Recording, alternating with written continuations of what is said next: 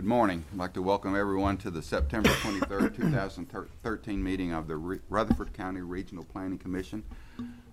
If you all would stand with us for our prayer and our pledge, please. I would pray. Our Father in heaven, Lord, we thank you for this day and for just the blessing of life. We thank you for the opportunity to live in a community like Rutherford County that's growth-oriented and just blessed in so many different ways. Be with this body this morning, Lord, as we conduct the business of Rutherford County, and may we make decisions that are in the best interest of all those concerned. Father, there's a couple of special requests we have this morning. One of our members, Pettis Reed, is still recovering, and we ask that you to continue to be with him and his family.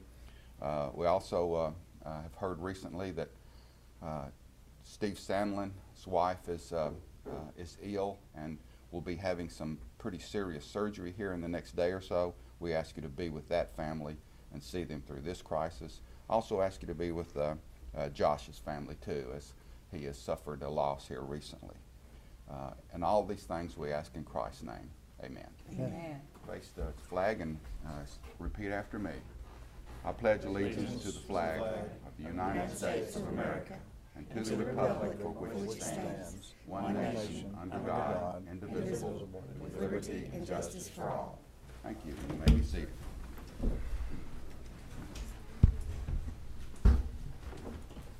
Call the roll, Gal. Rhonda Allen. Here. Jim Averwater. Here. Veronica Buchanan. Here. Will Jordan. Here. Mike Cush. Craig Lynch. Here. Chip Pinion. Here. Pettis Reed. Steve Sandlin. Mike Vaught. Jeff Phillips. Present. We have a quorum. Thank you, Gal. Item number 4 is the minutes, and that's going to be deferred till our October 14th meeting.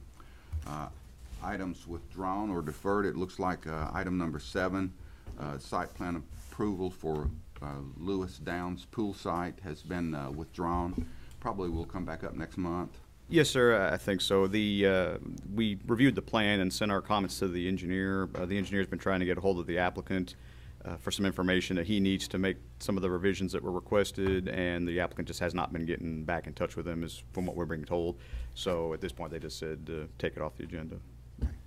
Item number 6, waiver request. A, Kenneth Baltimore is requesting a waiver from the distance requirements for fire hydrants for subdivision lots for property located off of Deer Run Lane. Doug? Yes, sir, thank you. And good morning, Commissioners.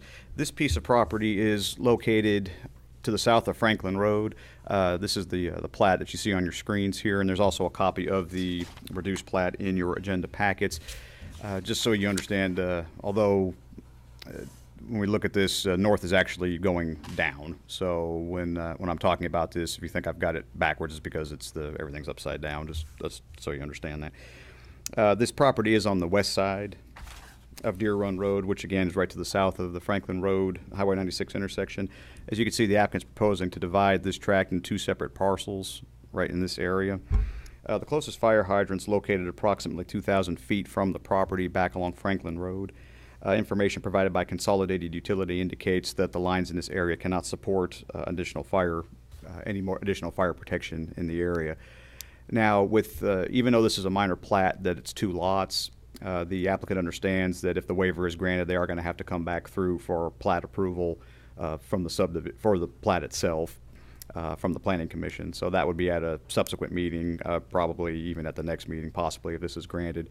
But the applicant is present, and I'll be happy to answer any questions that you may have.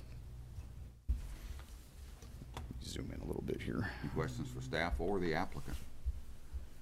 Doug, is Deer Run Road a county road, or is that a private? No, it's a public road. It is, Yes, sir.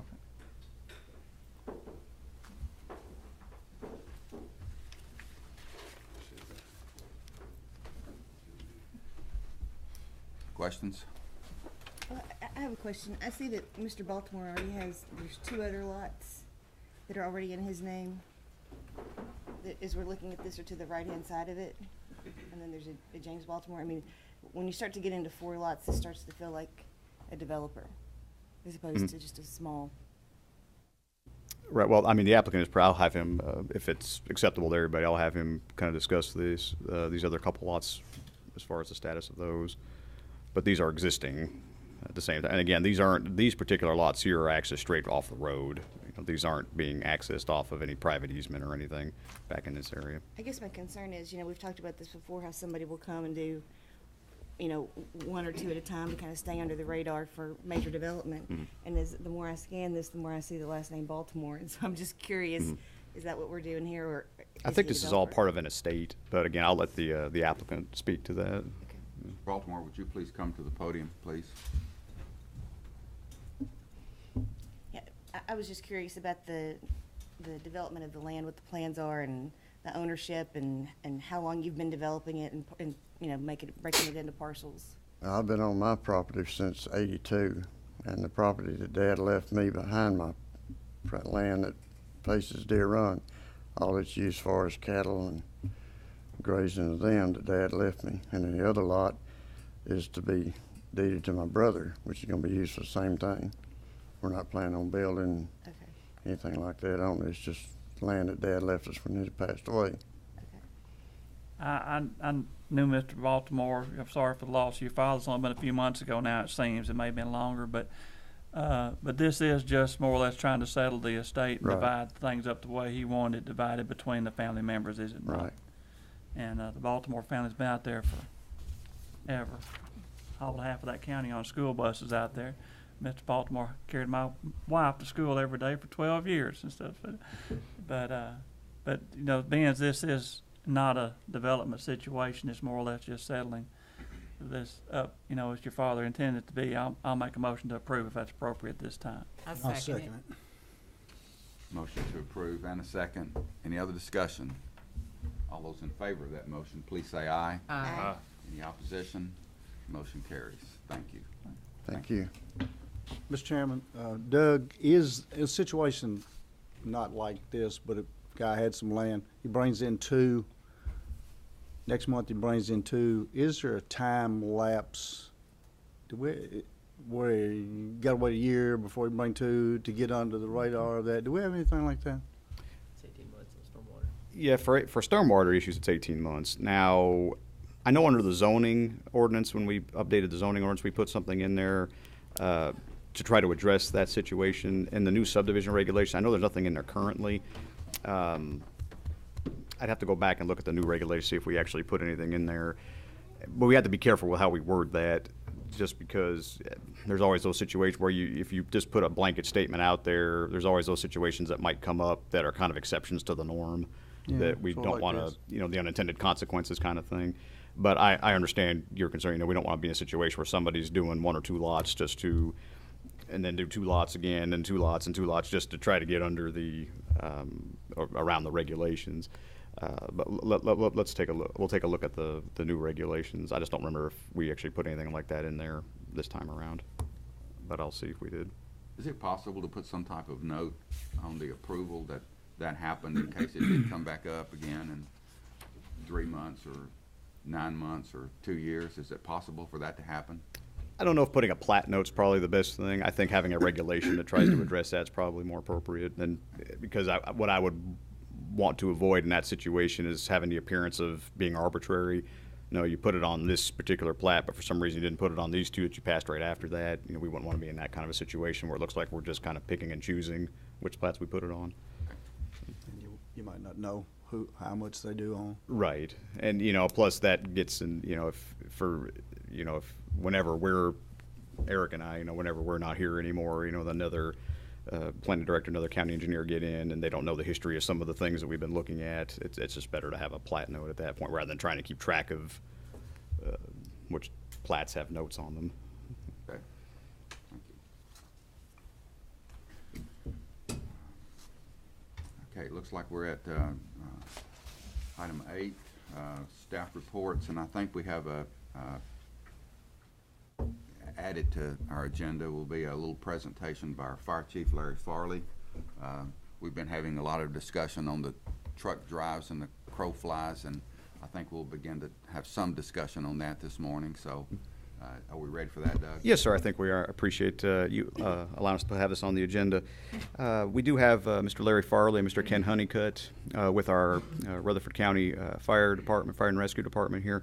I don't know if, Larry, if one of you had any comments or before we jump into the video or anything, but. The video is self-explanatory, but Okay. if there's any questions, I'll be happy to address it. A short video's been prepared for commissioners to view today. We're going to pull that up here, so we'll do that first, and then we'll kind of see where discussion goes from there, if that's okay. Okay. All right. During the discussion of fire hydrants in subdivisions, as the crow flies, the hydrant you see in front of you, if we were to have a structure fire at this house across the field over here, we would, as the crow flies, and talking about dragging hoses across fields, we would have to tie the hose to this hydrant, pull the hose off the truck, and drag the hose across the field to the house, to the driveway where the house is at. This would be very labor intensive for the firefighters. Once the hose is laid, then the fire truck would have to drive all the way around the road to the house to be able to hook the hose to the fire truck in order to have a water supply. The large diameter hose that we hook to a hydrant is 5-inch hose. These come in 100-foot sections, and these 100-foot sections are close to 100 pounds apiece. So you can imagine the labor and intensity it would be on a firefighter to drag these hoses across a yard or across a field. We're fixing to do a demonstration now of when we have access to a hydrant, how we hook the hydrant and then lay out from the hydrant to the structure that may be on fire. We're going to demonstrate this hydrant from here to the brown brick house right there directly in front of us. All right, as the fire department pulls up to the fire hydrant, they will loop the hose around the hydrant, keep the hose from moving, and then as the truck starts to lay out the hose, the truck does all the work.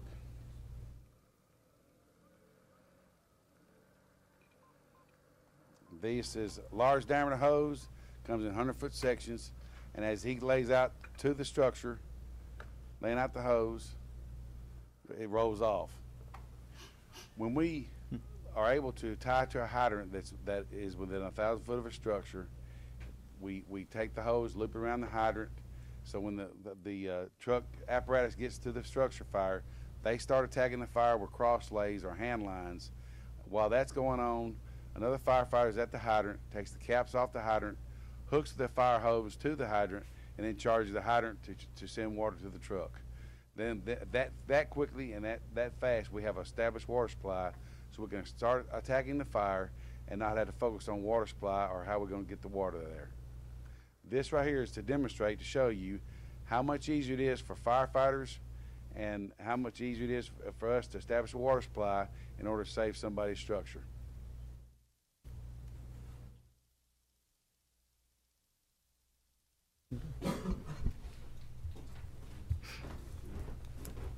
I brought a 100-foot section of hose because I want you to go over and try to pick that thing up. I like to mess my back up trying to pick that thing up, put it back in the truck this morning, bring it to you. But those come in 100-foot sections, and there's 10 sections on a truck, which is 1,000 feet. We usually keep 1,000 feet on our truck. Now, can you imagine where I showed you that hydrant, trying to drag that across the field to that house? We'd have to hook it to the hydrant, drag it off the truck, drop it at the hydrant, and then drag it across the field to the house, all the way out to the driveway, and then take the fire truck and drive all the way around to the house to hook the hose to the fire truck to be able to pump to the structure. So that's what I'm saying. By the crow flies is just it's you might as well even have it. If it's good for the person that's right in front of that house or within 1,000 foot of that lay, but to drag it across somebody's backyard or lot, by the time my firefighters do that, of course we got a volunteer system. I'm lucky if I have 4 or 5 firefighters on the scene at times. It would take 20 guys to drag it across that field, and by the time they've done it, they're spent. They wouldn't be able to fight a fire. So that's and to clarify this, I talked to Commissioner Vaught the other night. Clarify this: I'm not talking about 2 and 3 parcels. I'm not talking about a farmland where a man gives his kids 3 places to build it. I'm not talking about that. I'm talking about major developments. I'm talking about subdivisions where you have, I'm talking about where you go in and say it's a subdivision. I'm not talking about parcels. I'm not talking about out in farmland. All I'm talking about is when we come up here, people come up here and they want to build a subdivision with 10, 15, 20, 100 houses, whatever, that we put these hydrants 1,000 foot apart, and as the truck rolls. Because as you see, it's very labor intensive, and it rolls off. When we can lay it off to the truck, it just rolls off and it's no problem. But when we break that stuff down, when you charge that 5-inch hose, you can't move it. You can't pick it up. I mean, it's there. And but being able to lay out the hydrant and have that 5-inch hose is just like having that hydrant in front of you, because there's so much less friction loss in that 5-inch hose. You figure a lot of the water lines you have in the ground now are 6-inch. This is 5-inch on top of the ground, and the ISO considers that literally moving that hydrant from that location with using that hose to right there in front of the house. And if we can lay out, that was a blue top, which is about 1,600 gallons per minute. And when we arrive on a fire scene and we're able to establish water supply that quickly, that's one less thing we have to worry about. When you set up water shuttle, you've got 4, 5, 6 people involved in driving trucks and transporting water. That takes that many people off the fire scene that could be actually fighting fire, dragging hose, and helping us out inside the structure. So that's why I'm so adamant about putting these in subdivisions. Now, like I say, I'm not talking about country. I'm not talking about 2 or 3 parcels. I'm talking about subdivisions where you have a lot of houses. And in that scenario you just showed in the video, if there'd been a house in that field, you wouldn't have been able to do that. I wouldn't do it. Right. Because I'm gonna kill my firefighters. Right. Well, but I thought you told us before too, you can't go on the private property. Well, You can't go through people's backyards and across their fences. if Yeah. they've been Well, I'm giving you a privacy fences. demonstration of what we'd have to do, and we'll talk about that. But I mean, people be livid if we start dragging hoses across their yard and stuff like that. But I mean, it just, and you see, it don't make sense. The city don't have to do that, and they have, of course, they have them like anywhere from about 500 foot apart. I'm asking for 1,000, because if it's 1,000 foot apart, that way I can hit any house in that subdivision by laying to a hydrant. They'd be 500 foot. They're loaded on that truck to unload in the order that you did, and you go another way, you're backwards unloading, and that won't work either. Because you'd be going across that field, you couldn't take that end across the field. and Well, reverse that's 5-inch hose. That's Storch connection. It's not like a female or a male connection. We put a Storch connection on the hydrant, which is like a 2-way lock, and it'll interlock with either way. So it don't matter what end we forward lay or reverse lay on the 5-inch hose. But you see how when you loop around that hydrant and take off, that hose just lays off just as pretty as you please. And once we loop around the hydrant and the truck takes off, it does the work for us. But if Now, you're hand pulling it, it don't. no, sir. I mean, I want you, I brought that hose over because I want you to go over and try to pick it up. You will. That's just one section. That's just one section. And really, it's anywhere from 100 to 125 pounds just for that one section. Can you imagine firefighters trying to drag 10 of those things hooked together across a field? So, I mean, and we're not going to drag across somebody's field. We'd have to shuttle water from that location all around to that house. But I went ahead and tied that to that hydrant and laid out to the brown brick to kind of show you how the hose rolls off. And then when we get through, we drain the lines, we disconnect each section, and then we have 2 rollers that wrap around the hose, and it pulls the water out of the hose to make it lighter. We can roll it back up and put it on the truck. What have you been doing historically? On what? Let's just say, on this scenario, there was a house on that vacant lot, and it looks like there probably will be at some point in time. And the house that you were talking about across the way that caught on fire, What we would do, in the past, what would you have done? well, that was to give you a demonstration. Now, in that subdivision, that house I was talking about actually has a hydrant in the front door. But if there wasn't a hydrant there, what we would do, the truck would pull up, it would pull off a drop tank, set down beside it, pull a large hard suction hose, and it'd be like drafting out of a swimming pool is what it looks like. And then we would come back to that hydrant right there and fill up our tankers and our trucks and run back and forth, drive back and forth, dumping that water in that drop tank. So you see you got 2 or 3 guys driving trucks. You got somebody man the hydrant and then backing them in to the scene. That's 4 or 5 people that I could be used on that scene actually fighting the fire. And of course, in the subdivision, you get houses that close together. There's nothing for that house if that house gets fully involved, for the radiant heat to catch the next house on fire. So, like I say, I want to emphasize, and I think there was some misunderstanding, because after I talked to Mr. Vaught, he understood. He thought I was talking about across county. I'm just talking about in major subdivisions. I realize we can't put a hydrant, require everybody to have a hydrant out here that's got 3 or 4 houses on farmland or whatever. But when we come out here and somebody wants to develop a major subdivision, we need to have the infrastructure to allow us as a fire department to do our job. And you see, and of course, when my guys are able to get on the scene, establish water supply, that's half the battle right there. That's one less thing we have to worry about.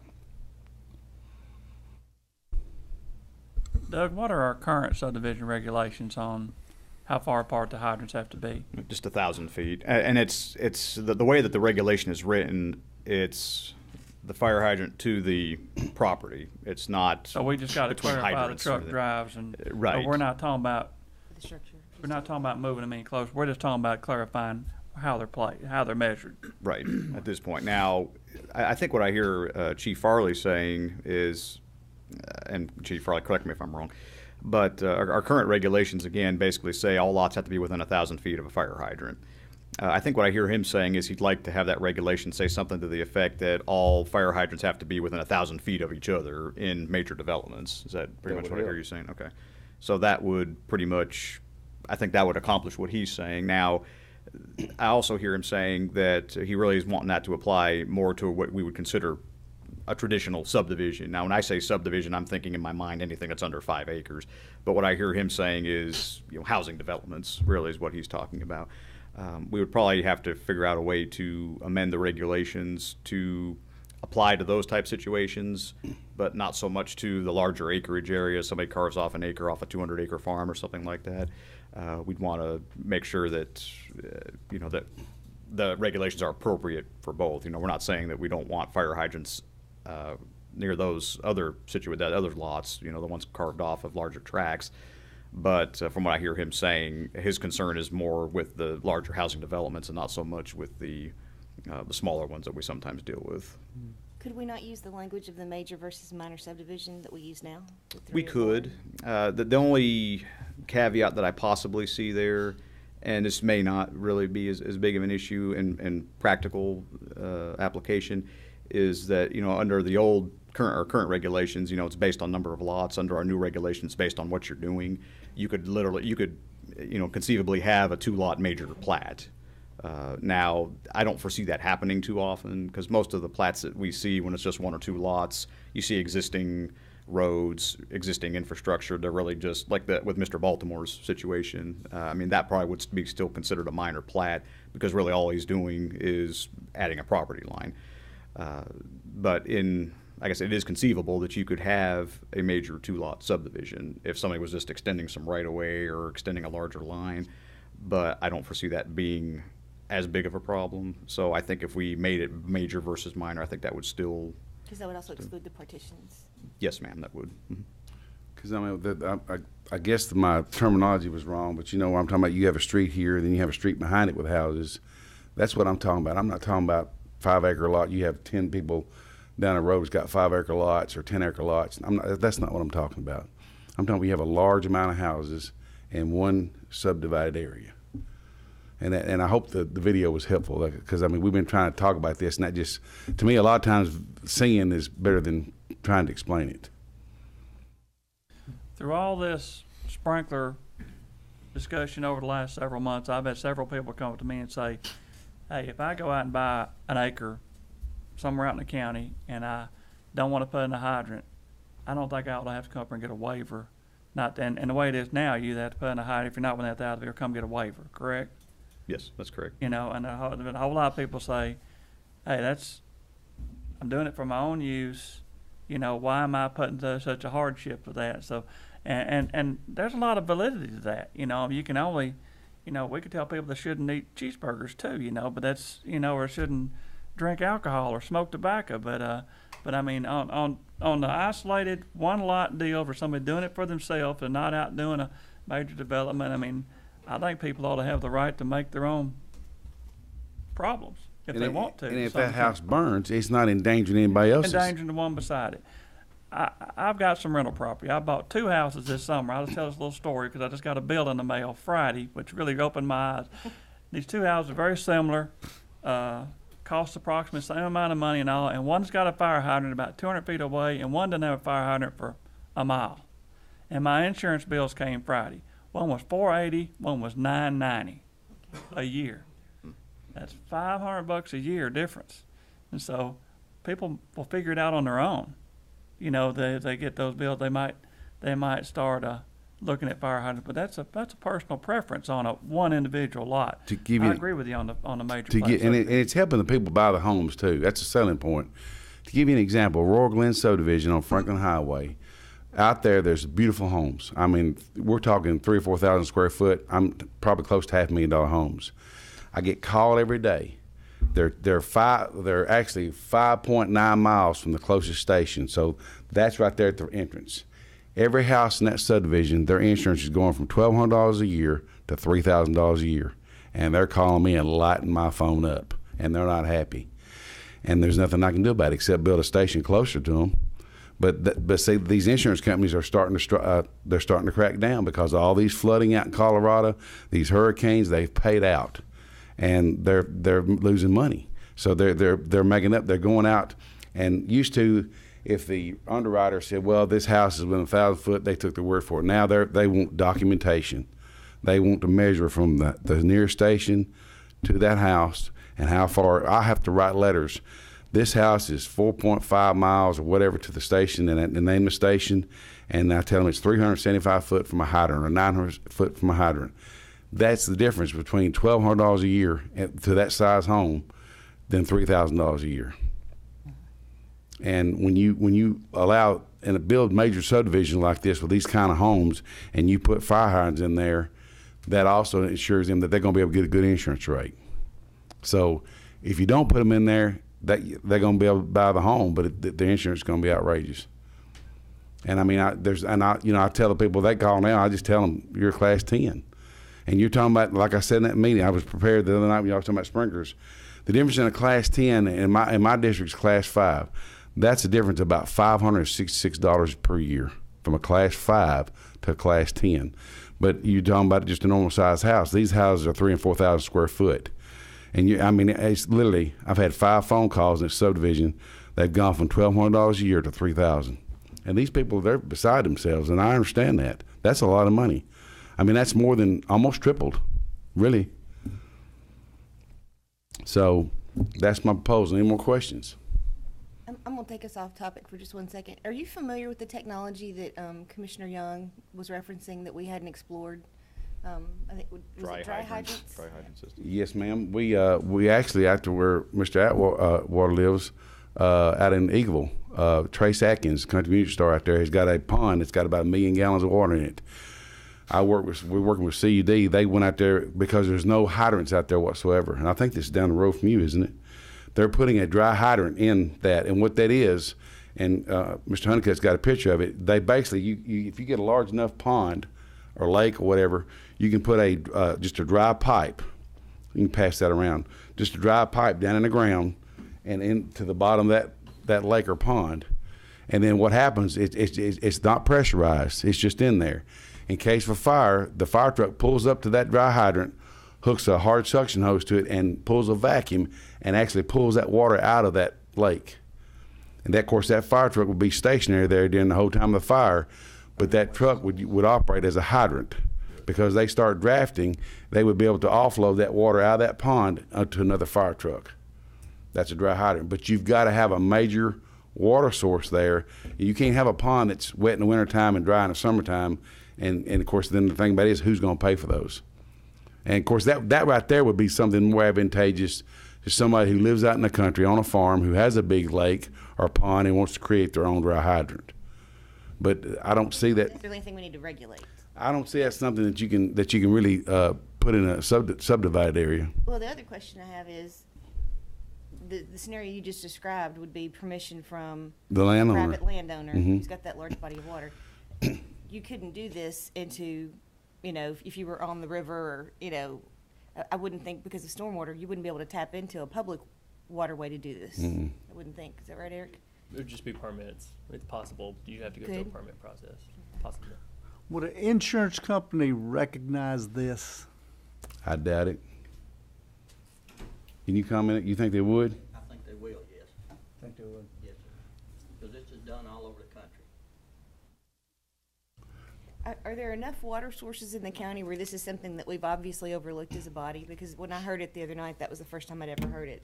It doesn't feel like it was, it doesn't feel like it was an obvious thing that was just an oversight on our part, but it was, I just want to make sure that we didn't miss And something we should one of the have. reasons we're doing this out in Eagleville area is because there's so much very limited water, and that was a large water source right there. And I think Mr. Atkins said he figured there's close to 1 million gallons in that lake, and I mean, it's really a small lake. So you'd want something that when you start up that process, you wouldn't want to pump it dry. And of course, that size lake is a very good size lake and would be a good water source. So that's one that, working with CUD, we're putting that in that location as an option because there's no water lines out there. Let's assume you had to utilize it. Does it have some other sort of water source, a spring or whatever feeds it so that it's going to replenish itself? I mean, I don't know. I wouldn't think so. That particular pond has Spring. a spring, okay, yeah, plus rainwater, of course. okay. Larry, have you flown or drove the county to see how many potential places we do have like that in the county? I think Mr. Honeycutt y'all have been looking at that. How many of y'all have looked at that or the possibility of adding those? No, sir, we've not been all over the county. This is just a Could you come up to?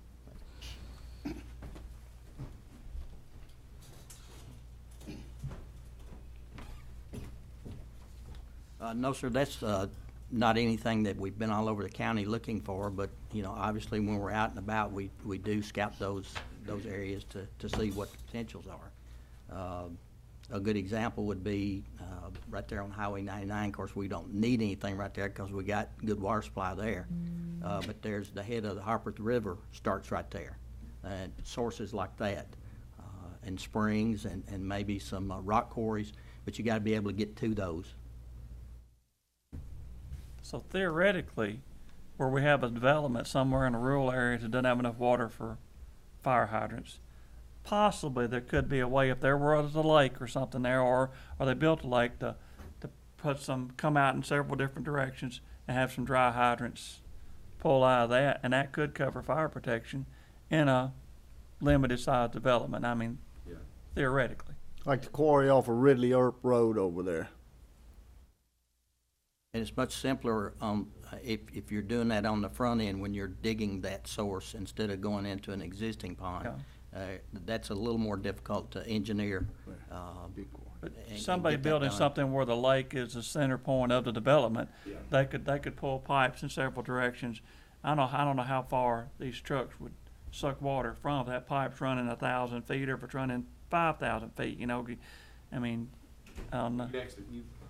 You'd actually have to set a fire engine right there at that dry hydrant because it has to. I'm wondering, can you run that pipe half a mile down the road, and will it suck that far? I mean, there'd be a lot of hydraulics involved in what would work. and things That'd be like an that. engineering question, and Yeah. I think Jennifer might be able to address But that. But, that was brought up at the commission meeting, and we could look at that if that was something that could feasibly work. If there was a big body of water in a development, instead of having to sprinkle those houses, to use something like that for a source that they could get within a distance that's acceptable to the houses.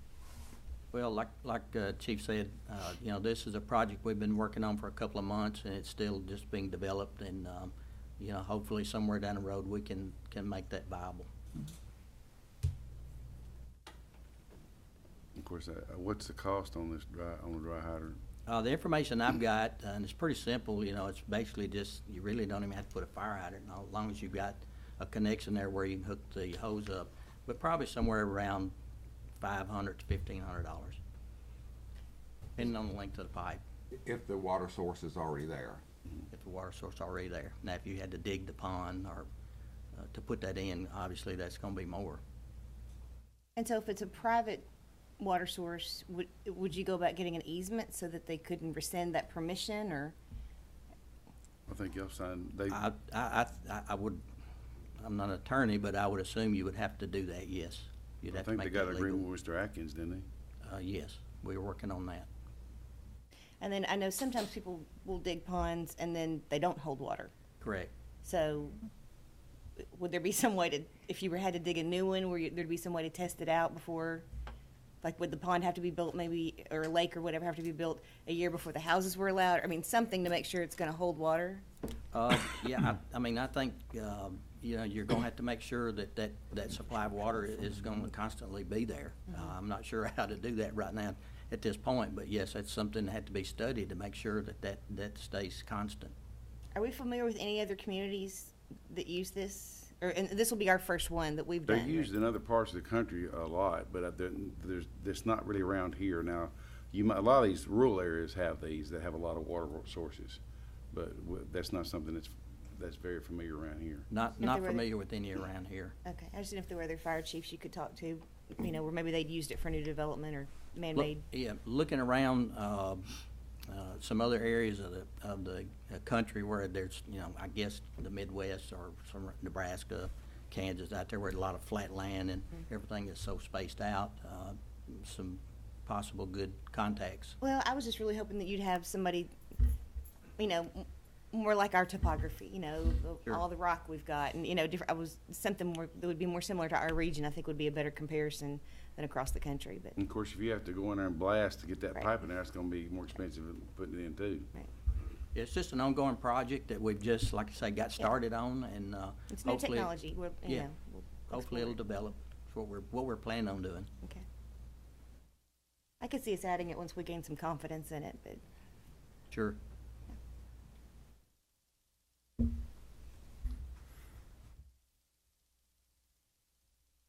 But before you leave, I do invite you, at least just go up there and pick the head of that coupling up. Kinda get a good, nobody's taking the dare. A dose. Nobody's to go over there, we're not doing it. You know, it's pretty much physically impossible to pull even half of that along the ground. I don't think you could hire enough firefighters to do that, so we just wanted you to get the feel for that hose and see how difficult that is. Makes an impression on you. Yeah. it does the young guys when they start dragging it, just picking it up. Doug, we're talking about future development, fire hydrant kind of as the truck drives, as we're talking now. And in the past, we've kind of interpreted maybe that 1,000-foot as the crow flies. Yes, sir. Yeah, that's exactly what we've done. Just that scenario that Chief Farley said is kind of impossible to do. Somehow or other, we've been doing it in the past, and we're talking about changing that a little bit. So as we go forward with this process, maybe we ought to get input from the building community and others as we begin to really talk about this, because you know, the sprinkler system, I think there was some feedback that we got that we didn't involve those people in the process. It was my opinion that we kind of did. We had public forums and invited them and to speak and everything else. But as we go forward with this, I think it would be really good to get input from those guys.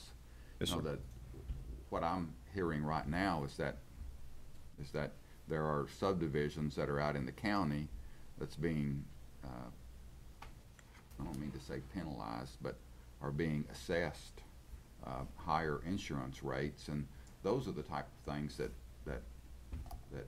to me are important as well.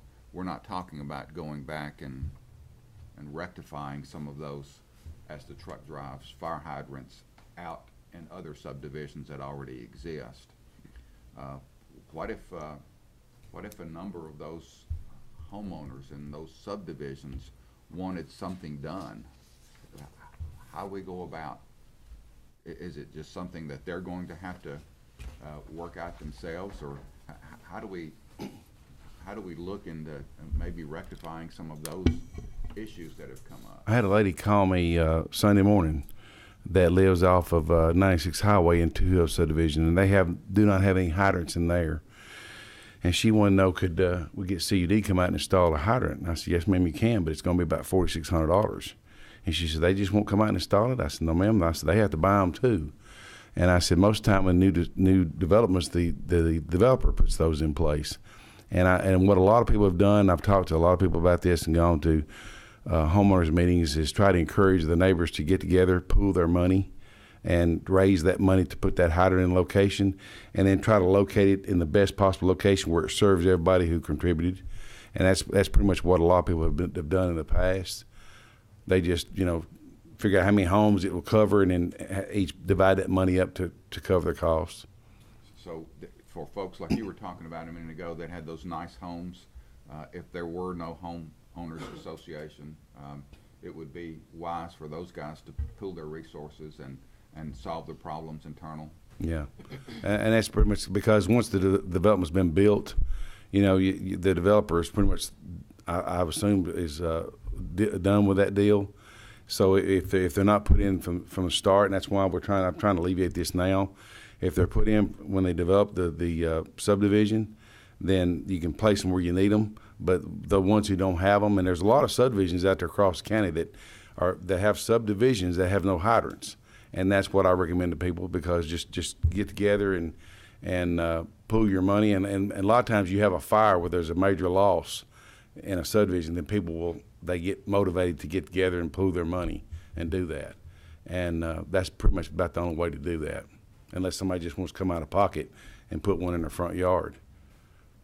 The one you talked about at Royal Glen, they've got hydrants in Royal Glen. Yeah, they got hydrants. They're just too far from the They're just fire too far station. from the station. Yeah. Yeah, I just wanted to clarify that, Consolidated, we put hydrants in where the system will maintain that. We're under TDEC regulations, and we have to maintain 20 PSI on the system. And if we can't do that, then it's not that we don't want to put hydrants in, we just cannot do that. But the issue with Royal Glen is, like Chief Farley said, it's a fire station issue, it's not the water supply so much. But that gives you, I said that to give you an idea that what would happen if they don't have hydrants. It'd be the same thing. You've got that twofold. You got to be within 5 miles of a station, plus you got to be within 1,000 foot of a hydrant. And if you fall outside of one of those, your insurance is going to double. In that case, almost triple. On that issue, I'm just curious about this. Most house fires start in the kitchen, and where else? Aren't there two primary places? Yeah, well, a lot of unattended cooking is a major. So that's the main source is the kitchen? So. That and alternative heating sources, in the cold winter, kerosene heaters and. But you're not going to see that like in a Royal Glen. No, I wouldn't think so. I'm just curious, and of course, this is something they would have to ask their insurance company, but let's say they wanted to retrofit their house with sprinklers, but primarily in the kitchen, because that's going to knock down, the greatest risk.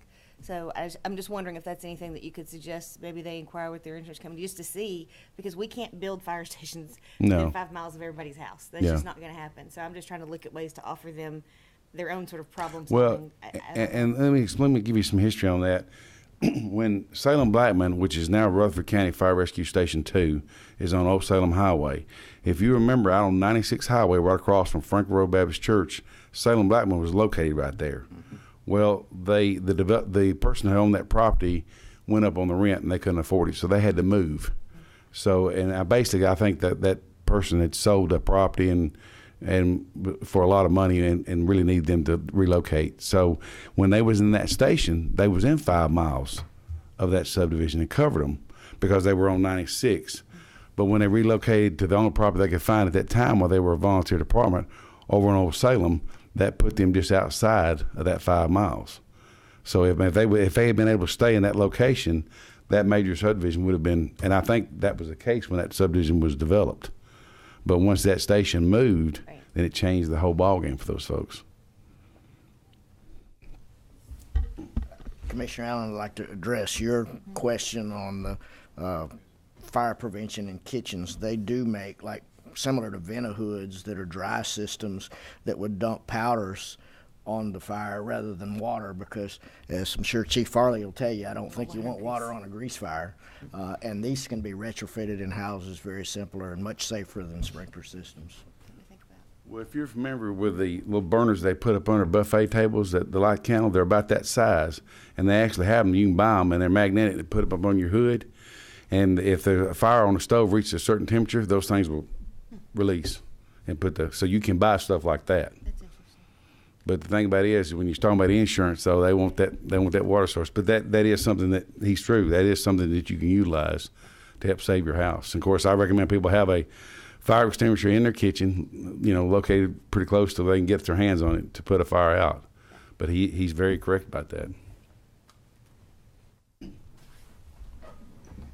Doug, I have a question. As a practical matter, the major engineering firms here in town, when they're submitting plans for these major subdivisions, are they designing the fire hydrants that as the crows flies or as the truck drives when they submit them? Well, I think as they are doing the submittals, they're just doing based on what our regulations allow. And like I said, historically, that's been as the crow flies.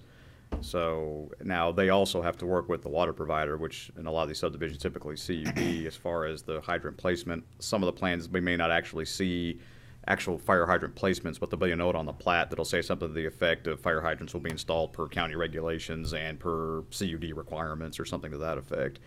Because, more goes into it as, they can look at it from a distance perspective, but, the lines have to be able to support what they're wanting to So do does as well. CUD place those on the plat when it comes before them for engineering design, or has the engineer already done that and CUD signs I think off they, on it? and Jennifer, correct me if I'm wrong, but I think the developer working with CUD, they put the hydrants based on where you recommend is the best place to put them. Is that correct? Yeah, okay.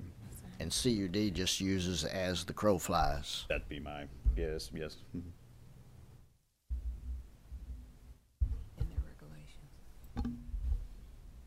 Typically, just in a typical subdivision that we've developed, I don't know what's typical, 100 houses.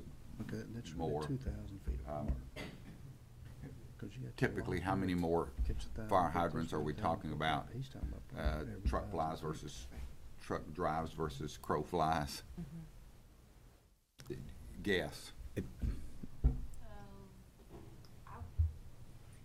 Yeah, that puts them every 500 feet, He was saying he wanted to place every 1,000 feet. every 1,000 feet. Jennifer Wood from CUD. I'll just make a comment on the last thing as well, as far as the process with the developer versus CUD. And basically, usually what we get in our office is kind of an outline from the engineering company, whoever is designing that development of where the sewer is or where the water line is, and would take it to our engineer, and he will do the specifics basically. So he'll do all the hydraulic calculations and the locations of meters or meter vaults or whatever it is, and then the fire hydrants. Now, we have to comply to county regulations, which, as far as the fire hydrants, has always been as the crow flies, and that's how whenever I get a request for distance for a fire hydrant, that I answer those questions. Now, as far as how many more hydrants that would be in a subdivision, I wouldn't think that would be a lot more, but you're talking maybe one or two because you're just talking about some kind of spacing issue. It kind of depends on the size of the lots, where you're measuring from, where you're measuring to. Are you measuring to the structure? Are you measuring to the corner of the property? Which corner of the property? That kind of thing. And so I think there's a lot of things that kind of come into play as far as that goes. But we also do things inside the city limits where it's a different regulation. And so, and what I've seen our engineer do, it's more as the truck drives and as the crow flies as far as fire hydrant spacing goes, but we're complying to a county regulation, and so it could be either. It could be kind of a combination of both. And so for one particular blanket statement, I don't know how many more hydrants that would be in a particular subdivision. It kind of depends, like I said, on the lot size, how many homes you have, spacing, as far as distance from a lot or distance from a structure. So it kind of depends, but I hope I sort of answered your question on that. Well, our rigs were 1,000 feet Yes, per lot, that's correct. 1,000 feet per lot. So really, that's 2,000 feet in a perfect cookie cutter subdivision. That's 2,000 feet apart. The fire hydrants would be about, Fire yes, sir. hydrant would be If you had 2,000, like a straight line, Yeah, you got 1,000 Yeah, back yes, here, sir. so, Mhm. but Chief Farley's saying 1,000 feet apart per fire per hydrant. fire hydrant, yes, sir. And what we got now is 2,000 feet apart, if it works out, easily worked out, like it says. I see what he is requesting. Okay, I misunderstood what he was requesting. Yeah. So I guess it would go from, you'd be more within the 500 feet range, Yeah, what, right, than What the 1,000, part would right, be, yeah. if you're talking about from a property line. So, any other questions for meet? So I guess that's what we need to have a public hearing on, is whether we want 1,000 feet apart or 2,000 feet apart. She mentioned to the lot line or to the structure. That can be huge. It can be. Because some houses are several hundred feet off the road. You know, and we've talked before about some that are usually out and not on these subdivisions, but on tracts of land and houses that are half a mile off the road. That goes back into my earlier statement. If you want to create a problem on your own personal private property, then, but you know, that's a whole different issue though. If you measure the corner of the lot or to the house sitting 200 feet off the road, then that's a whole lot of your space is used up right there. We have to go to mailbox. Go to the mailbox. Well, really, I mean, That's on the road. honestly, that's not a bad point. I was thinking something along those same lines, because it's one thing to say, you know, if it's, let's say it's 1,000 feet within the back of somebody's lot, that's not gonna be the same as being able to get to the structure. You know, it'd be the same thing as the field that he just showed us in that video. So you almost need access from the front, from the driveway street or frontage. something like that, yeah. Road And the only frontage. other like comment to that is, I'm not real sure in some places where you have lots, they might not be big lots, but they might be really long, like deep lots. And so you might have something that we see a lot of that in the county, as you guys know. You're not, it's going to be hard to do anything different for those because you're not going to be able to run a public water line on private property 500, 1,000 foot back to their home. And so it's very likely that you're going to have a lot of more rural, maybe developments, depending on what they look like, where your hydrants could be spaced appropriately depending on what you guys come up with, but you're still going to have maybe the structure be, Right.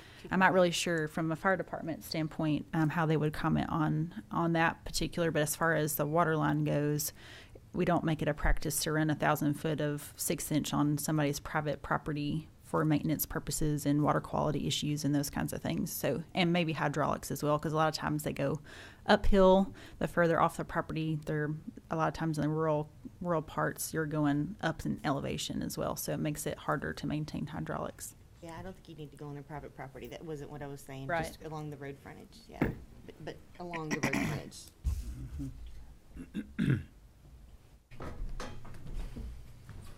That, what Mr. Jordan's talking about, like I say, in major subdivisions, you may have some that sets off the road. But if you got those fire hydrants every 500 foot apart, I can lay out to that hydrant, go to that house and run down the driveway with that hose as far as 1,000 foot to catch me. But that'll put me that much closer to that home. Because actually what I'm doing when I hook that hydrant, that 5-inch, I'm moving that hydrant from where it's at to 1,000 feet closer to that home. So Then what will you do to close that gap to the house? what's what I'm saying. If they're within a 500 feet apart, they're 1,000 foot apart. The hydrants are. So that's going to be, you know, versely. Well, I say every 1,000 foot is going to put a 500 feet apart.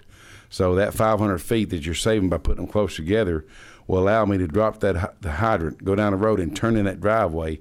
And if they're off the road, just keep laying out that 5-inch hose till I get closer to the structure. Well, that's my point though. So then when you're at a hose and the truck stopped and you're still not at the structure, what do you do to close that gap? How do you get from the truck to the structure? Let's say you got another 1,000 feet to go. Say the house sits really far back. We've got 5-inch hose on every one of our engines. Now, if that fire is really off structure, I'd have another truck stationed at the hydrant, hooked to that hydrant, and then that hose hooked to my main attack pumper, and relay pumping to bump my pressure up. But like I say, the closer you get the hydrants together, the more it alleviates those type of problems. But like I'm talking about now in major developments where you have major subdivisions, now there are some, and Royal Glen's another example, where most houses are right there on top of the road. But you have a few back in the cul-de-sac that set way off the road. But still, if there's one in that cul-de-sac, I can still lay out in that hydrant and almost get to that home. Yeah.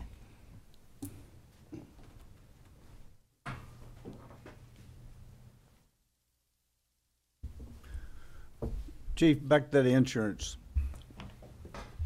Of course, you're not an insurance man, but does 2,000 feet, 1,000 feet from the property or 500 feet from the property, does that cut anything with insurance? Well, I think it's to the structure, is it not? 1,000 feet from the height of the structure No, to that's the just corner of the how lot. they lay it out on the road. To the corner of the lot. Yeah. Yeah. Basically, like in a subdivision, if we can get if it's within 1,000 foot of the front of the lot, not the rear of the lot, the front of the lot, we can lay out. And if nothing else, like if that in the normal subdivisions, we wouldn't pull in the driveway. We'd set up right in front of the structure, drop our supply line, and then pull the tack lines off the truck to fight the fire, which most time we have about 200 to 250 foot cross lays that we do attack the fire with.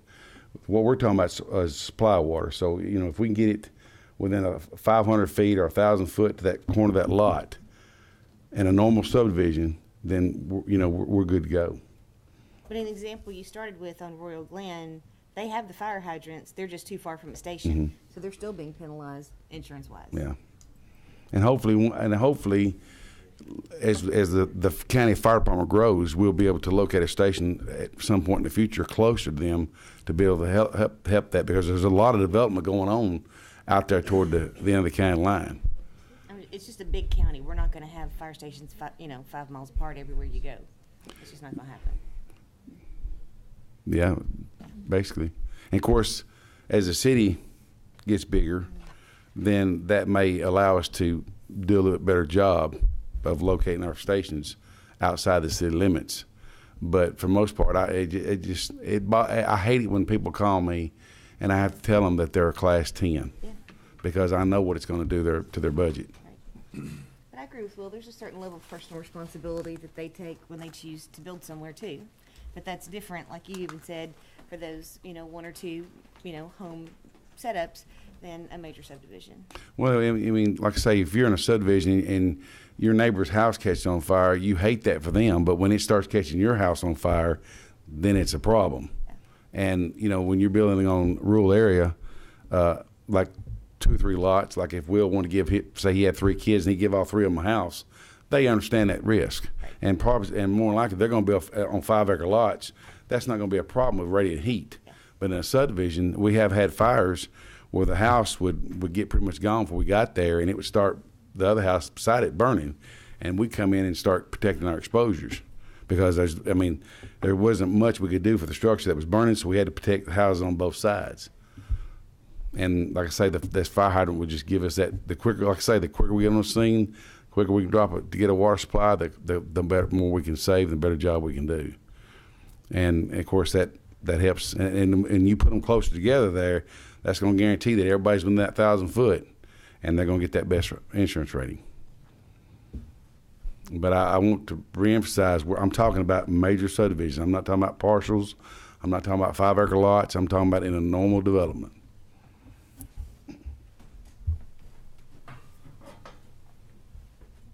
Where do we go from here, Doug? Well, I think at this point, we've heard the discussion, and I think at this point, let staff come up with some proposed language for some possible amendments to the subdivision regulations, bring that to you for consideration, and then if everybody's agreed with what's been presented, then we just have to advertise for public hearing. This kind of discussion and these kind of issues that we're talking about today would stop at the Planning Commission. We wouldn't have to go to the County Commission with those. Looks like it could affect several industries, the building industry, of course, more than anything else. Developers, and not only the developers, but the real estate companies as well, the people who actually sell homes. It may be that there's different opinions there a little bit, so get into this. I would really like to hear from both of them, not only the Home Builders Association, but the Realtors Association as well, as to get some input from those guys and make sure that we're hearing things from all different angles. It probably would even be good to hear from some presidents of some homeowners associations too about some things. So I'm also thinking, we keep asking a lot about the insurance piece, even though I don't know if that's necessarily what we need to be asking, but we do because it interests our constituents. And we've got State Farm right here. I'm just wondering, isn't there somebody with some level of expertise, underwriter, whoever, that can talk to us about what influences these rates? I'd like to know. Yeah, we could even, we could ask Pettis even about that, being he works for Farm Bureau. Yeah. I'm sure he'd You get need the some right contact. person with the right expertise who's Yes, sir. running those numbers Yes, to ma'am. answer that Mhm. question. Right. So. Yeah, we can certainly do Because a lot of that. times we talk in generalities, and if we're gonna get this specific, you know, because I would have thought, like in Royal Glen, if you've got the hydrants and they're 1,000 feet apart, you're good. But just because you're 5 miles from a station, you still have that same access regardless of where that truck's coming from. Mm-hmm. You know, I mean, I know the distance should factor in, but 5.9 versus 5, I don't know. I want more information, that's all I'm saying. We can make that happen.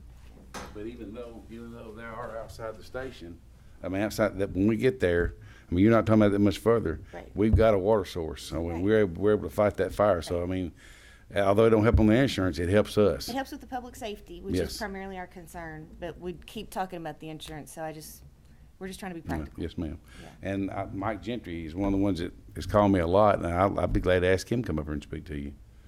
Is he an agent or is he an He's underwriter? Miller and Lowry, I think is who he's with. Gentry and Lowry or somebody, but he calls me quite a bit. And so he runs a lot of the numbers. Okay. So we'll start moving forward and we'll start talking about updating the regulations and then make sure we get really, really good input before we adopt any changes, if Sure. we do adopt any changes, okay? That makes sense? Yes, sir. Thank you. No, thank you. That was a training session that was probably scheduled for 10 minutes. It took about an hour. We'd get our credit. We can see you for that. Do get credit for it. Very good. Thank you, Chief Farley and Mr. Honeycutt, both for being here. We appreciate you guys. Really appreciate, we've told Mr. Farley a million times, and I don't want to overlook you, but we really appreciate Mr. Honeycutt for what he's done for the county, just the short period of time that he's been here. And a lot of the things we're talking about are things that we've done in the past that may not be in the best interest of our county going forward. And that's what we're all looking at right now is what do we do from this point on that would best serve the citizens of this county? And that's what we're talking about, not in changing things just because the heck of changing them, but what's in the best interest of our county as we go forward. And we appreciate both of you guys for coming here. Thank you very much. Okay. What's up next, Doug? At this point, I'll turn it over to Mr. Hill. He's going to kind of go over some of the training for the new subdivision process, kind of walk you through that. So take it away. We had talked a couple months ago about with our new subregs coming on, kind of doing an outline of what we see the new process going to be. And so as of right now, this is our best estimation of where we're going with all the new changes. We try to lay everything out, kind of an outline. And so I just want to walk you guys quickly through what we see the new process is going to look like and where we're going after October 1st. So we're just going to, I guess, use a generic situation. Just developer A is going to bring in a subdivision. We're going to say it's 100 lots, just something that size, and kind of give you an idea of where we're going. So he or she would initially bring in a concept meeting. We would sit down with the planning and engineering staff. Would sit down with the developer and typically their engineer. They would show us the area they're looking at, and that's when we would talk about general things as far as what type of lot size they're looking at, what type of drainage, just the major things. Just kind of get it on the map, and that's when we would kind of come up with a name to start tracking it by. And we would start our process of keeping up with everything at that point. After that concept meeting, that's when the developer would hire their engineer to submit a preliminary plan. A preliminary plan, and I pulled up some things that we've approved before just to kind of give you an idea of some generics. To me, this one's the easiest one to see. A subdivision like this one here. This one's 61 lots looks like. And as you can see, this is the preliminary plan. You kind of got your major layout here. This is what you guys are going to see on a preliminary from here on. I mean, it's basically this is it. Your road layout, your lot sizes, your general, easements and things like that. This shows the section layout. As you can see, you have section 1, section 2, section 3, 4, and 5. Your step lot over here. So this is basically the new preliminary plat. It won't be as detailed as far as drainage and all those things that, used to Master plan? this is kind the of? master plan. Yes, ma'am. And so this would come to you guys. This would be like on the little paper I passed out. This is the bold part there. The planning commission. This is what you guys would see. So if they haven't fully thought out all of their phases, then they just don't need to bring it till they have. Well, I don't know that the phases, that the phase lines are necessarily crucial, and I honestly don't know if they would even have to show phases at preliminary. I mean, I guess it's assumed that they're going to do it in phases most of the time, but I don't know if they would have to show the phases. Okay. I think that could change. We just want to make sure it works as a whole. And on this here, this is where, like 2A, if we look at a site and we know it floods, or we know there's traffic issues, or a bad curve where they're tying into another existing road, that's where we could ask for traffic drainage or other engineering studies. Something's weird. There's a sinkhole, it's the size of the courthouse in the middle of this property, things like that, anomalies. That's where we're going to ask them for things. So it may come up at that process. So if you see a note off to the side that's maybe part of their track that says reserved for future development, that's not being approved. It's just being identified. Right. Okay. Right. That'd just be the remainder of their property, Okay. basically. So after you guys saw this, and of course we would have, and after we've talked with engineers and developers, they're going to have a pretty good design. More than likely, they're going to have all of their design done at this phase. And so it's not going to be really vague. I mean, there's going to be a lot more detail than I think I originally expected on this. And we're going to have that. You can't lay out roads without looking at some drainage. Now, they may not know if that pipe is going to be a 24-inch pipe or a 30-inch pipe, but they know there's going to be a pipe in there. So for the most part, that's going to let us know what we're looking at this phase. So after you guys would approve a preliminary plan like this, we would start the construction plan phases. On this example in front of you here, as you can see, like section 1, they would submit the construction drawings for section 1. And actually, I'm going to go to a different drawing here. This is a different subdivision. This would be another master plan similar to what you guys would see. There's all your roads, your lot layout. This one's larger, 150 lots or so. And so you guys would get the whole picture of what the whole development would look like. And then as the phases started coming in, you guys wouldn't actually see this, if I can find the right drawing. Like this is the construction drawing. So let's say this is phase 1. This is the things they would submit to staff, and we would review, to make sure that this pond meets our regulations, it's sized properly, that it fits inside the easements, that the road widths are adequate, and all those good things. So the details is what will come in on the construction drawings, and that's what we'll be looking at and reviewing by phase. So we're at on the rundown here. I guess we're at number 5. So the engineer would submit 3 sets of construction drawings. We would review them. They would also submit their stormwater pollution prevention plan. This is where I also added traffic drainage or other engineering studies. This is where we get into, maybe we missed something on the concept. Maybe when we get into the real details of the drainage, like maybe that don't work as good as we first thought it was going to. That's where we could still go back and ask for these studies. So I just kind of wanted to let you guys know that I guess staff will be your second layer of, if at the concept plan, we missed something. That's where we're still going to be looking for. I guess what I'm saying, I don't think they just get a free pass if it gets to the preliminary phase. That's where we look at it. If it's something really major, we probably come back to you guys. And if it's just something that maybe just needs proving, I guess, then that's something we can do in-house. So that's kind of the second layer of defense as far as review. And then we would go through, we do an extensive construction drawing review. We look at those construction drawings like what's on your screen, and we put ourselves in the contractor that's going to have to build it. And so it's easy to assume things on paper, and so we try to make sure that these construction plans have everything that you would need to take. You hire a guy from Nebraska that don't know anything about this site, anything. Could he come in here and build this and do it right with these plans? And so that's our goal with these construction plans, is to get them submitted and approved in a way that they're adequate. Eric, do you take every one of these meetings, or does somebody on your staff take some of these meetings? Which The meetings? construction meetings, pre-construction meetings? Most of our staff is in those construction meetings. You're all in there together? Yes. Okay. Yes. Uh, And that's kind of where we're at now. I've since I've took over, I've changed a little something on construction drawings.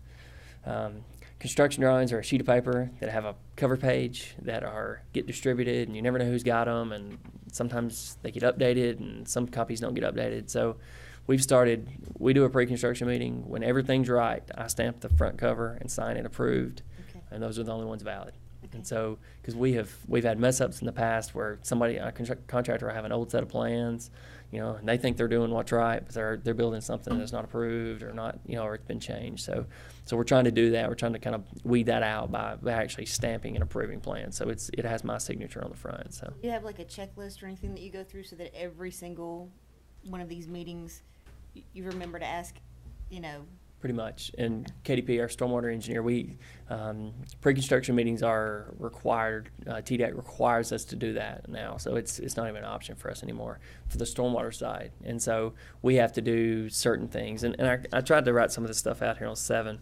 And one more thing we're going to change with our new plans. Most of our construction meetings, our engineer doesn't come. Their engineer doesn't come, and I think we're really missing it by doing that. Because it's their design, and there's a lot of things that we end up questioning, and that probably needs to be addressed with the contractor and us and the engineer in the room. So in the future, we're going to require that the engineer be there for the pre-construction meeting. There's just too much guesswork, and you would hate for us to interpret something wrong, and the engineer have a totally different intent. So we're going to require the engineer to be at the pre-construction meeting. At the pre-construction meeting, we will also, that's where we'll have their state coverage for their stormwater things. All that'll be in place. The contractor is required by the state to have a level 1 certified TDEC inspector that inspects their site twice weekly for stormwater issues. And we make sure and have all that contact information on file. This is all pre-construction. You can't start work till all this stuff's taken care of. That's when also they'll do their land disturbance permit with us.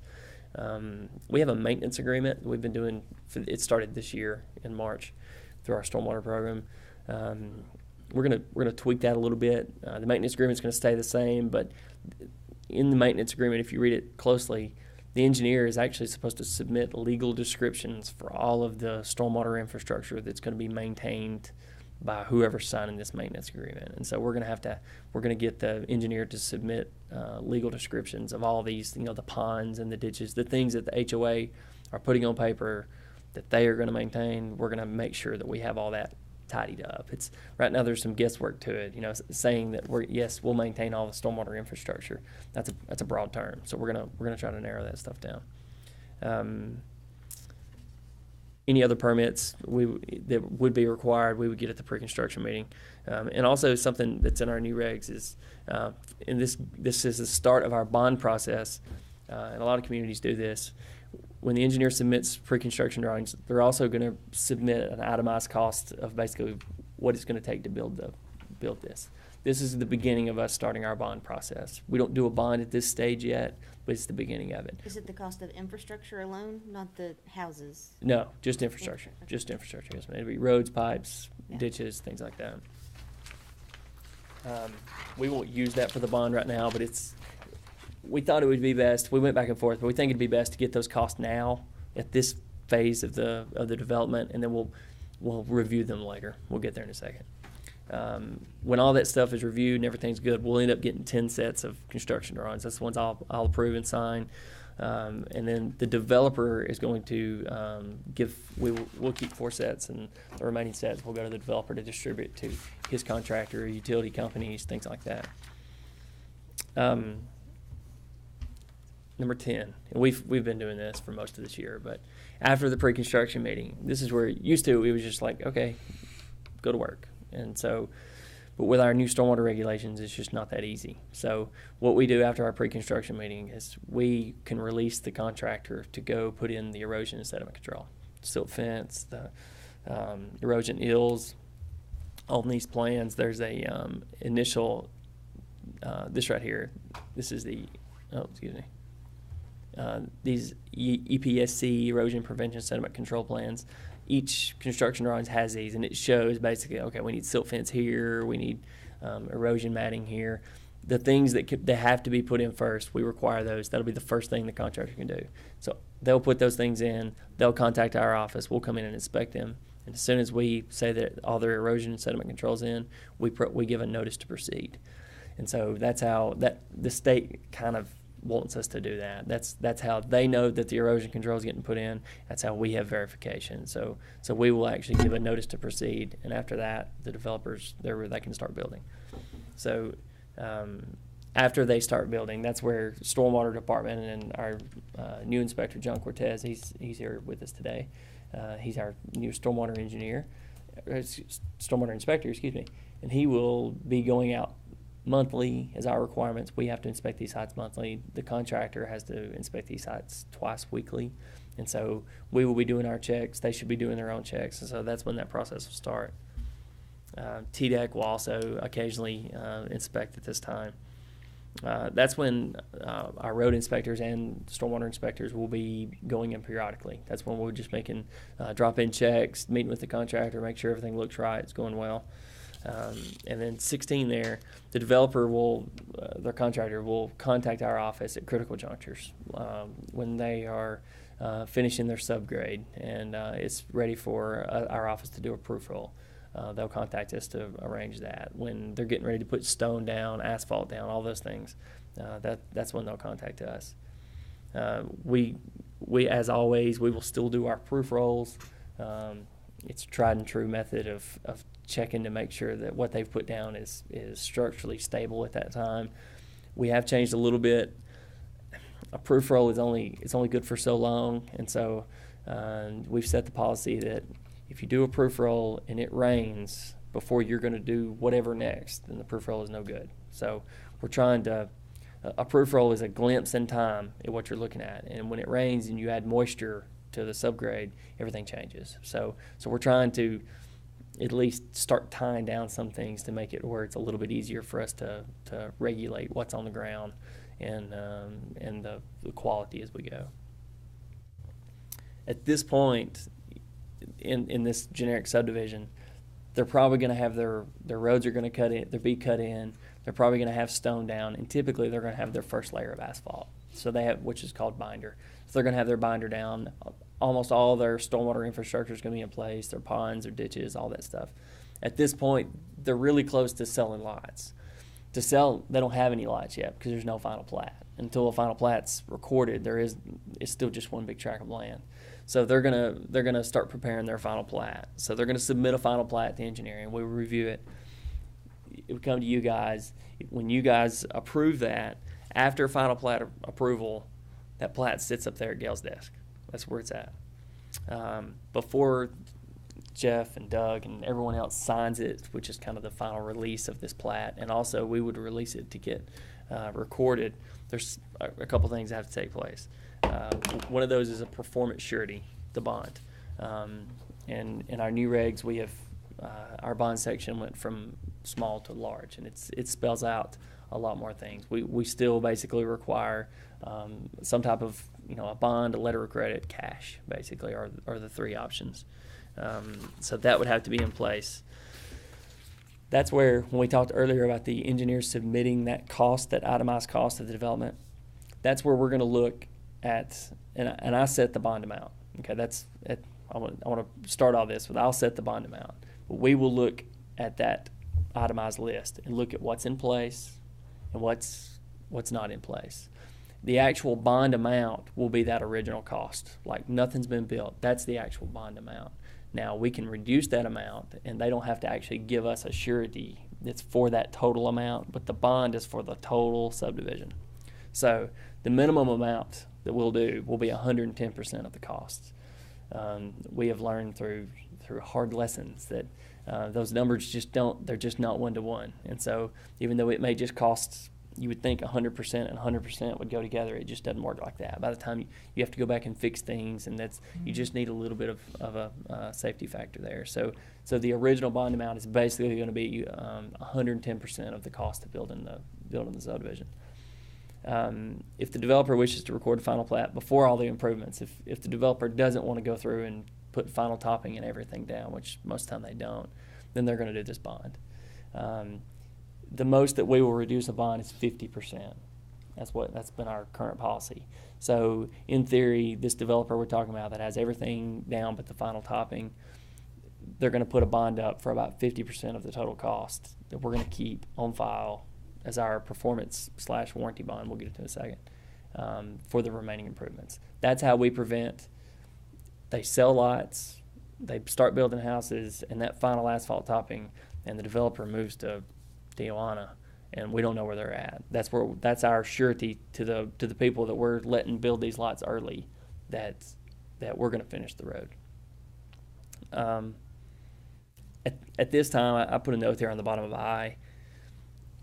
If things have changed a lot since we got our original itemized list, we may ask for a new list there, but probably not. But I just thought that was something to add, that it could be a possible. You may get to this in a second, but what about bond extensions? I know we talked about that before. Let's say they're rocking and rolling, and then all of a sudden everything comes to a screeching halt. But you've got people who are living out there, and they're driving on what's still the binder. Right. So. Well, and that's one thing too, and I may have went over this. No, it's a little farther down. When they put binder down, we have a new regulation, 1 year. Within 1 year, they have to put the topping down. I think that's going to change things a lot as far as how things happen, because I think our phases are going to be smaller. Mm-hmm. I really do. I think it's going to make our phases smaller, because they're not, instead of having to top, 3,000 feet of road, they want to top, 1,000. And so I think it's going to change that a little bit. But we're still covered. I mean, I don't have the regs in front of me. I don't know what the exact timeline is, but it's a little different. We used to say 12 months. I don't know that we added that same language in there to where they have 12 months, because that's kind of unrealistic anyways. Really. I just know there were some things we were talking about with bond that we decided didn't live in the regulations, but were going to be covered in your policy. So I just want to make sure that. Yes. That we. It seems like, and if I can just interject just briefly, I think we added some language in there too about the number of extensions that could be had.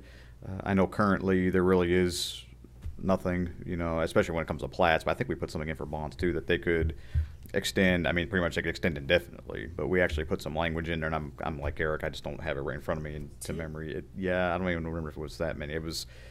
It seemed like the engineer could approve one, and then anything beyond that, they'd have to go to the planning commission. That's what's sticking in my head, but I could be wrong about that. Well, and the verbiage is a little different too.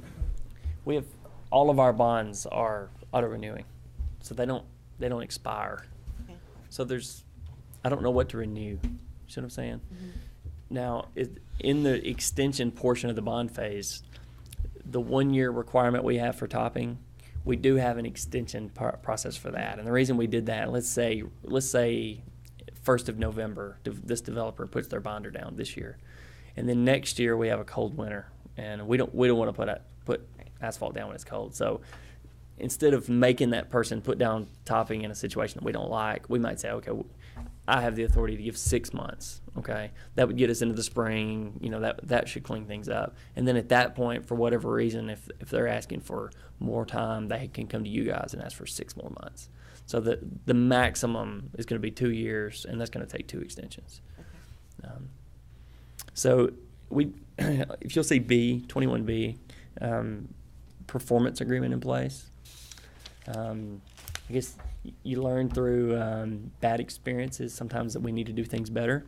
And so in some of the issues we've had where we've had to call bonds and the bond company said, no thanks, just take us to court.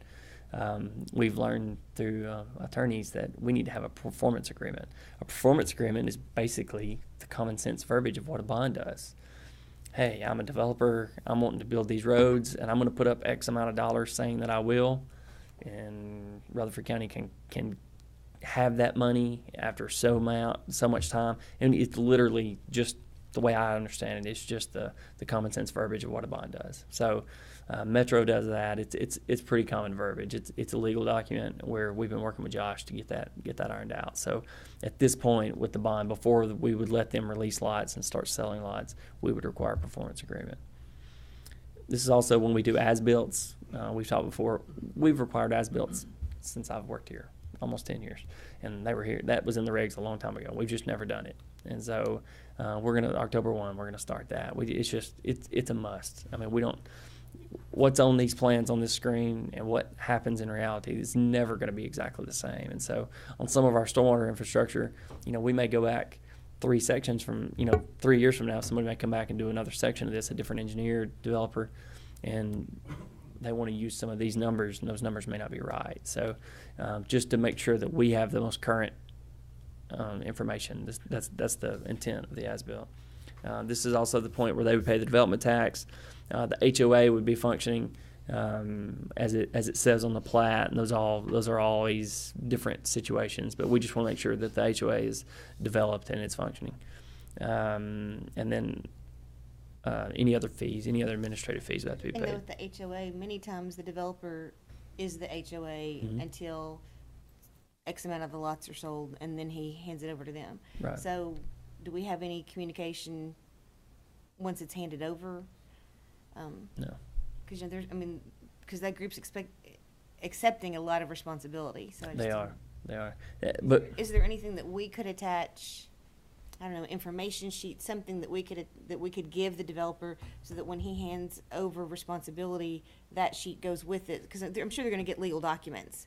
So I'm just trying to think, is there some way? I don't want anybody to say, "Oh, I didn't know." Right, right. That's all I'm trying to avoid. yeah, I've thought about that too, and I don't know the best way to inform, but I agree. And I'm just Especially almost thinking like the common sense language that you're talking about in the performance. I almost want some common sense language because I don't want it to get lost in legal documentation. I think they need to understand this is what your group's got to do. all right, that's like and this that. is what will happen if you don't. Yeah, that maintenance agreement's a good example of that Yeah. because typically the developer's going to sign that because at the time that's the only person to sign it, and so you're basically saying forever that you're responsible for the maintenance of that infrastructure, and so yeah, I don't know. Well, Could work on that with Josh too. yeah, some way of There's typically bylaws and how people get elected and who's eligible and what happens if they don't. The whole thing. There's generally 50 or 60 pages. But does the county see these? I mean, there's some sort of standard, or no. is this See, just- we don't get into the actual covenants. We don't. That's not. If they want 30% brick, I mean that's up to them. We don't get into that. So really, that's the reason I said functioning, the HOA functioning on the plat. At this time, when the developer creates it, that's really what we're looking for at this time. Is there an HOA on file with the state? And that's it. Is it functioning? No, it's not, because there's no homeowners. There is only one homeowner. So it's a weird. That's the hard part, is because we're really typically pretty far out of it by the time the HOA really gets involved.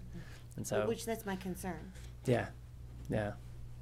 So I'm even thinking if you give them an addendum, an appendix, Yeah. something that goes Right. along with that, so that they understand what their responsibilities are. Because even the covenants are different than the HOA. Restrictive covenants are how and what you can do to build, and then that HOA holds each other accountable for it. But the HOA itself is just that entity that's been created to to help monitor that neighborhood, and they've got their fees and all that. They need to calculate their fees into if they're going to have maintenance of Yeah. a pond or whatever. So Yeah. And that's, I guess we rely on the developer for that. That's part of when they turn that over to the HOA. These are your responsibilities. and he might do a great job with that first person who's the HOA president.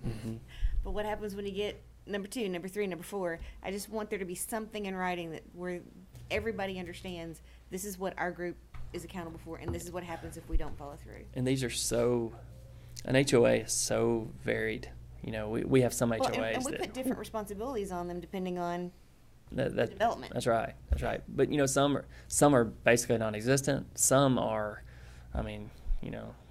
garbage can on the street 30 minutes too late, and you've had it. And some of them, nobody even knows that they have one, or have never paid fees. And so it's tricky because on the ones that are very active, I work with those guys a lot actually, because they're always calling about something, some issue, and we typically have the answer for that. And so we can work with them. But the ones that we don't know who to contact. I know a few years ago when we revised the subdivision regulations and we decided to shift a lot of responsibility to the homeowners association because we didn't want to own those detention ponds and we didn't want to have to maintain them, and that was really the only other logical thing for us to be able to do. you know, we were concerned then, are they functioning, are they, you know, whatever. So that's a piece we really need to hash out. And I'm not saying it needs to be top of your list, but it needs to be on the list. Sure. So- You know, and I think that's probably we could probably utilize as part of our stormwater public outreach and education. That's part of our job as a stormwater department, and that we're measured on how we do public outreach. And so I think that'll be a good way for us to approach it. I guess is we could. Think about asking Josh about the whole performance language. Is there something that you can give the developer, you know, that says, and maybe it would, because that performance agreement is going to be specific to each development, right? Right. It's not just going to be a boilerplate No, performance agreement. it'll be. I think something along that line could help. Yeah. Okay. That's a good thought. So at this point, final plat gets recorded. Even after the final plat gets recorded, and this is a lot of times gets confused with developers that don't do business a lot. We still don't. We haven't released the lots. We have, even when they can sell the lots, but they're not released for building permits, and that's where David Jones. We work with him to, you know, this is where we're just making sure that we have all our T's crossed, all our I's dotted. This is where before we can release permits, of course, the final plat has to be recorded. This is where our street signs and stop signs, which on a side note is something that we're also going to start showing on our construction drawings, because we don't show any road signs, traffic signs of any kind, and so it's kind of a free-for-all. Our road board gets inundated with requests from homeowners because they want a four-way stop here and a yield sign there, and they kind of throw their hands up. And so looking at it, we're probably going to make the engineer have a traffic page on the plans. I think that's appropriate. This is also, before we would release building permits, all of our drainage would be stabilized.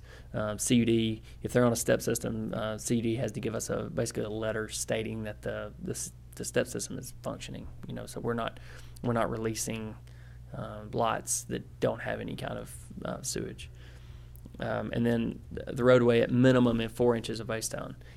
We do release lots sometimes before any asphalt is down, and when there's a handful of subdivisions that I can remember where, you know, they can have their road in stone and release, and that's not a bad idea, especially if you have a builder that's going to come in and let's say they're going to initially build, you know, 15 homes like all at once. Well, you leave the road in stone, and all that construction traffic, you know, those concrete trucks, all that, you know, the mud and all that, it stays in that gravel. And then as they get nearing completion of the homes, they come in and put their binder down. And so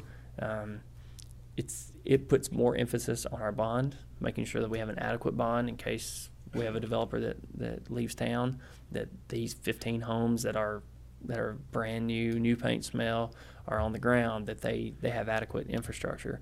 But I think that we may see more of that with our 1 year topping requirement. I think we may see more of that where they start the homes on stone, and then as they get toward the end of the construction of the home, they come in and put binder in for the homeowner. How are you confirming the integrity of the road? Because that was a big discussion that we had with Superintendent Brooks. So how are we confirming that? Part of that is with Mr. Cortez coming on board, we have double our inspection force.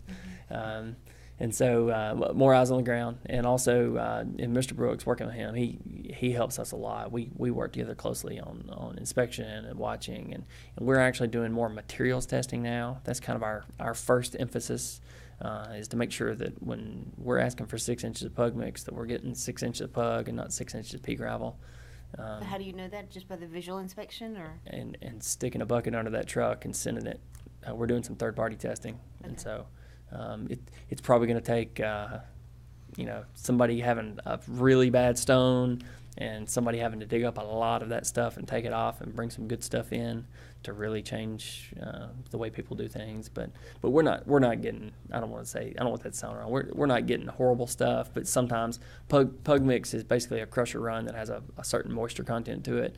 It's been mixed properly, and so a lot of times you'll get some pug mix that is really just crusher run that's had a little water dumped on top of it, and so it's dry, and if it's dry it doesn't compact correctly, and so that's a lot of the issue, and it's hard to without just standing there the whole time and watching this stuff come out of a truck, it's hard to catch it. And so but we're trying to do a better job of doing more sampling to try to keep people honest. Okay. At this point we would release lots. And then that lot 25 there is like we just talked about, the asphalt topping 1 year after the binder.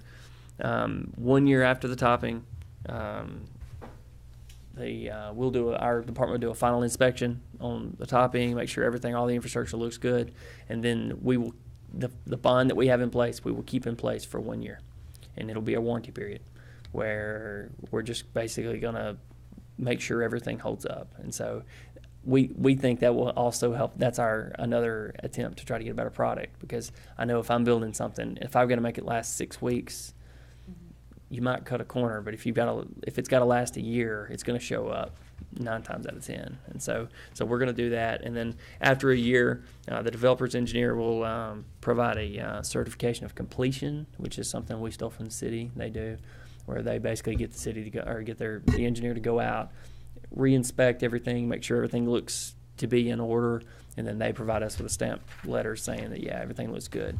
And then at that point, we would do another final inspection, and then we would also get our notice of termination from TDEC, which basically states that they've closed all their books on TDEC, and that keeps us from having to continually monitor this thing forever, which is an issue we have now. And then after that, it would go to the road board and acceptance, and then we would release the bond. So that, I mean, it's that easy, Jeff. It's just, I just keep picking up inspections. You got enough personnel to do all this? we'll do our best. We are very fortunate to our chief road inspector has been doing this a while, and he is he's logistically pretty savvy. So when he goes to one place, he'll hit 3 or 4. And so, and Mr. Brooks coming on board has helped a lot too. At the road board, he's another set of eyes for us. One other question. You mentioned earlier some bond type companies says we're not going to do it, sue us, that kind of thing. Do we do business with those people in the future? Not after October 1st. Not for 5 years, we don't. Okay. Or contract, or developer for 2 years. And actually, we are in discussion, and I'm not really prepared to totally talk about it today, but in the near future, I need to talk with Josh a little bit more, but we may need to consider whether we want to accept bonds at all. They are, the more research I do and the more people I talk to, and bonds are, I know they're cheaper than a letter of credit, but they are, a lot of times they just say sue us, and we're going to likely spend more in legal fees than we would have just fixing the road ourselves. And so that's where, and Josh he and I spent a lot of time on this. We want to make this as easy as possible for a developer. We do. But also, I mean, we're trying to protect the county to make sure that the county don't end up, footing the bill, because in the past, that's what we've had to do. We just had to pay for it. Are bond companies regulated by the state? The Is there somebody you can sort of report them to for lack of performance, or is there anybody that holds them accountable? they're licensed through the insurance commissioner, I believe. Is that somebody like that? I could check. But here's the funny thing. We were doing some checking on a bond company recently. We were trying to get some stuff, and we called another municipality, and they're like, "Oh, we have a lot of problems with that company." Like, okay. They said you should use company X, and that's the company we're in litigation with. So I think it's all situations, and probably the guy in Chicago that's going across his desk says yes, no, yes, no. I don't know what they look at, but the longer this stuff is in court, that road's out there failing. Right. I mean, we're losing, because even when we get the money, we don't know that it's going to be enough to fix, because we don't know what we're going to have, what condition we're going to have when we get it. So we're working on that. We're trying to. We want the best option for the developer, and if bonds will work, I know they're cheaper, and if they'll work, then if we can feel secure with them, then I think that's great. But we just need to make sure that they're worth something. One other just quick comment, maybe it's a question, I'm not real sure, but talked about homeowners associations briefly, and we've talked about this kind of a long time in the past. Certain things that we've gone to over the last 10 years or so, just with retention ponds and newer, different ways to handle, instead of septic systems, other drip systems and different types of things like that. They've all worked just excellently as far as we know, but long-term, 30 years from now, or 40 years from now, there's probably going to be a certain point in time where something needs to happen to those, and it's the homeowners association responsibility to do that. And what happens if they say we're not going to do it? What happens at that point in time? And just the thought of this dry system, you know, it would probably be another homeowners association deal to keep something like that afloat, and long-term down the road, what happens? And I'm not talking, 10 years. I'm talking Right. long time down the road. What happens if a new subdivision becomes an old subdivision and things start failing, or doesn't work the way that they're supposed to? What happens then? Well, currently, that was my job for my first 9 years here. Was engineer with the Public Works Department. Anytime if it's on private property and it's a homeowner's responsibility, that was always my first goal. Let's talk to the homeowner and let's say, hey, we need to clean this ditch. This needs to be cleaned out. But it's got to start from day one, and that's the problem that we've run into. Is 20 years later, when you start looking at that pond that's got 3 foot of pond muck in it, that's more than you can do on the weekend with a shovel and a wheelbarrow. And so that's where the county public works has come in and cleaned out some of that stuff. But so in an attempt to prevent that, because I don't want that in the future. I don't want the county to have to come in and do this. That's where we're trying to do a better job of monitoring these things up front. And that's what John, our stormwater inspector, is going to be doing as he goes into these existing sites that we have to monitor once a year. Look and say, okay, all those weeds or trees or whatever, that wasn't there last year. So that's when we start going back to homeowners.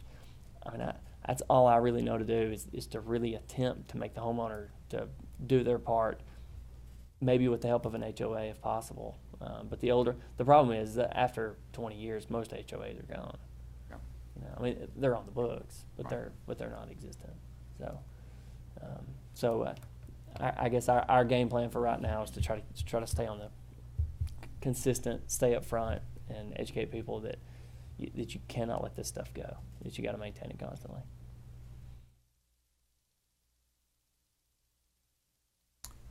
Questions? Is that it? That's all we have. Next meeting is scheduled for Monday, the 14th of October at 6 p.m. over at the courthouse. Any other thoughts from anyone? If not, we're adjourned. Thank you.